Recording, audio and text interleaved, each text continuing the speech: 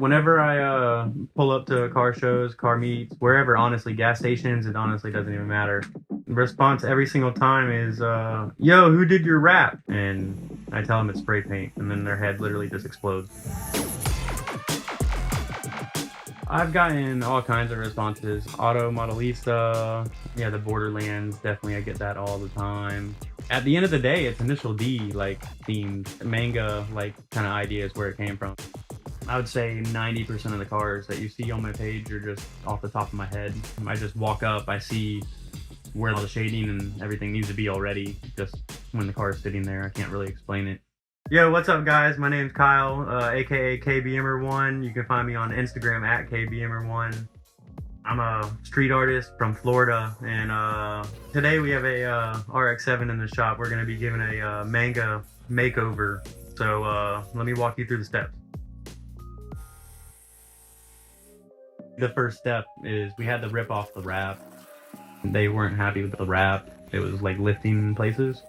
At that point, we taped off the car to protect moldings and stuff like that. Then started sanding it. We just sand it all down, make sure there's no gloss showing. It's gotta be frosty. You want the paint to stick. And from that point, we just lay down the paint and go from there. A lot of people online, they say like, oh, you didn't even prime it, and you didn't even do this, or you didn't even do that. But I'm using graffiti spray paint. It's made to go on anything, basically. When it comes to that specific style spray paint, it's like a winter-proof, weather-proof, everything you can think of, it promotes it on the side of the can. So they're not lying. People request that they want a specific color, but I also get the people that are just like, yo, I just want you to do whatever you want to this thing and make it look sick. The monsterish kind of purple that's on the car, the one that's really bright, I started with that, and I started on the hood, and I just started sectioning off areas that needed to be that specific color, and I colored them all in, and then I came back with the dark purple. And then I started doing the heavy shading where it needed to be just to give it the look like light's hitting it at all times, even though light's not hitting it. I can see where the shading needs to be on the car already, so I'm just painting the shading, freestyle painting the shading in. Most of my passes on the car are one pass. Whenever I do the shading, I only touch it once. I lay it down and then I don't touch it anymore, it's done. The shading is it's just random. It's where I think it needs to be. It's really all about how you hold the can and how much pressure you put onto the tip. And then I came back with a light purple that was even lighter. And I started doing some highlights kind of on the fenders. And then I even came back with a white on top of that to make that highlight look even more realistic. Which part of the car I'm spraying on depends on how I hold my can to prevent overspray from landing on different parts of the car. You don't want to do too much, because you put too much paint on the car, it'll start building up. Clear coat is more likely to react with it because the paint might be too heavy, and then it's still letting out gases and stuff underneath. And then I came in with black down at the very bottom of the car, coming out the fenders too, to make it look like there's a lot of definition in the fenders. After I laid down all of the actual spray paint, I take my marker and then I go down all the body lines. I go around all the lights, if there's like a logo on the car or anything like that, it gets marker to make it look like it's drawn, like it's that cartoon effect. I was like looking at actual references from Initial D on a FD RX-7. So I pretty much copied lines to the T that were like in the image.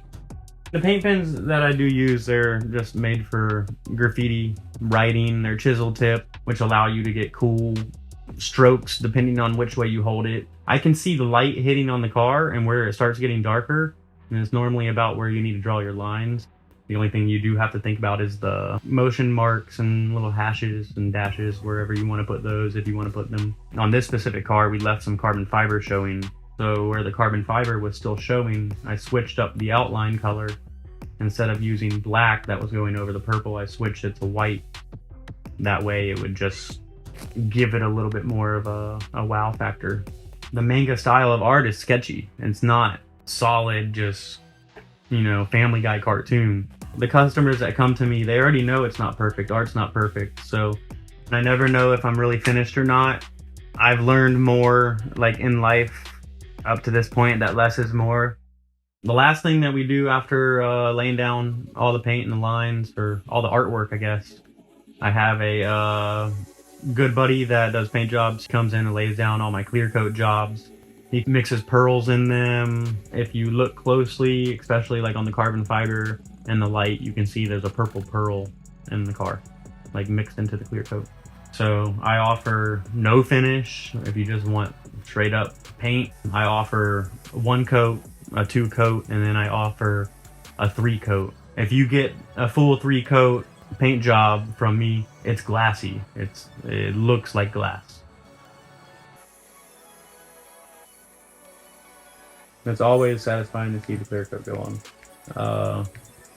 That's like the cherry on top every time. I don't think anybody's really tried to combine it with clear coat. I've not really ever seen that. So once you put the clear coat over the paint job, that's a real paint job, and it looks good. I'm a single man team for the most part right now. I'm just an artist. I don't do cars and body work and stuff like that. I just wanted to do graffiti on cars. I'd say that street art in my life, it gives me my living. I live off of it. It's literally my job, which I never thought it would be.